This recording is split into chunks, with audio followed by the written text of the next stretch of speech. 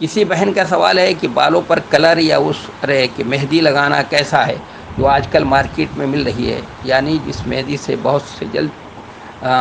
جلدی رنگ آ جاتا ہے۔ دیکھیے، سفید بالوں پر مہندی اور سرخ یا زرد کسی اور رنگ کا خضاب لگانا، اس سلسلے میں دیکھیے میں تفصیل سے بتا دیتا ہوں کہ سیدنا ابو ہریرہ رضی اللہ عنہ سے مروی ہے کہ نبی کریم صلی اللہ علیہ وسلم نے فرمایا، یہودی اور عیسائی خضاب نہیں لگاتے، تم ان کی مخالفت کرو۔ اس کو دیکھیے، یہ حدیث ہے، اس کو امام بخاری رحمۃ اللہ علیہ نے نقل کیا ہے، اور حدیث نمبر ہے 2899، اور صحیح مسلم ہے 2103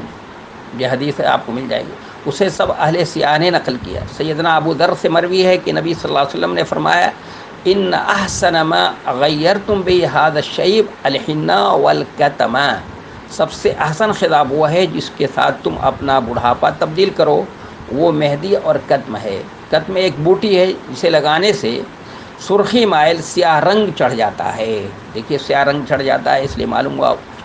اسے خمسہ نے یعنی پانچوں نے نقل کیا ہے۔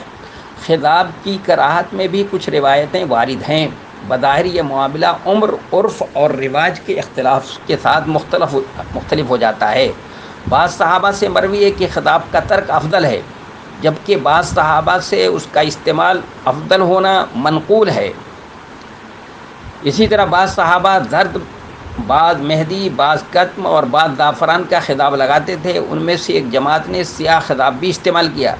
ابن حجر عسقلانی رحمۃ اللہ علیہ نے فتح الباری میں زہری سے نقل کیا، کہتے ہیں کہ ہم سیاہ خضاب تب تک استعمال کرتے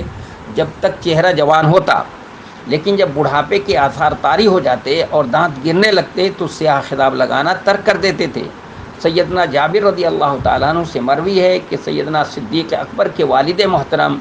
سیدنا ابو قحافہ رضی اللہ عنہ کو فتح مکہ کے روز نبی کریم صلی اللہ علیہ وسلم کے پاس لایا گیا،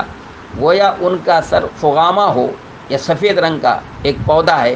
تو آپ نے فرمایا، اذهبوا به الى بعض نسائه فليغيره بشيء وجنبوه السواد، ان کی کسی رشتہ دار خاتون کے پاس لے جاؤ جو انہیں خضاب لگائے، البتہ سیاہ خضاب سے بچنا۔ اسے سوائے بخاری اور ترمذی کے سب نے نقل کیا، تو یہ واقعہ عین ہے، یعنی ایک معین آدمی کا واقعہ جس کی کوئی خاص وجہ ہو سکتی ہے، جو وہ یہ کہ وہ نہایت بوڑھے آدمی تھے، تب تقریباً 80 برس سے زائد ان کی عمر تھی، تو اس عمر میں سیاہ خضاب مروت کے خلاف ہے، اور اس طرح کے واقعات میں سب آیان کے لیے عموم نہیں ہے۔ اور پھر سیدنا ابو قحافہ جس عمر میں تھے اس میں تو سیاہ خضاب لگانا جچتا ہی نہیں، تو ان کے لیے یہی حکم مناسب تھا۔ تو کیا معلوم ہوا کہ لگا سکتے ہیں، اس میں زیادہ شدت کی بات نہیں ہے، اور اس کے ترک پر بھی اور اس کی کراہت والی بھی روایتیں موجود ہیں، لیکن جس سے جواز کی شکل نکلتی ہے، کراہت بھی ایک جواز ہی کی شکل ہے، وہ یہ ہے کہ اگر انسان کے چہرے پر بھی جوانی کے آثار ہوں اور بال سفید ہو گئے ہیں تو وہ کر سکتا ہے، کالے کلر لگا سکتا ہے، اور زیادہ بہتر یہ ہے کہ مہندی اور اس سے برون کلر کی جو کچھ اس طرح کی چیزیں آتی ہیں جس سے بالکل سیاہ نہ ہو، وہ زیادہ بہتر ہے۔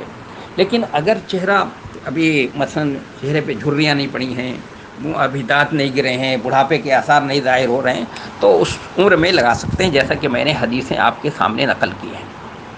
اس حدیثوں سے آپ خود سمجھ سکتی ہیں۔ اب آخری سوال یہ رہ گیا ہے کہ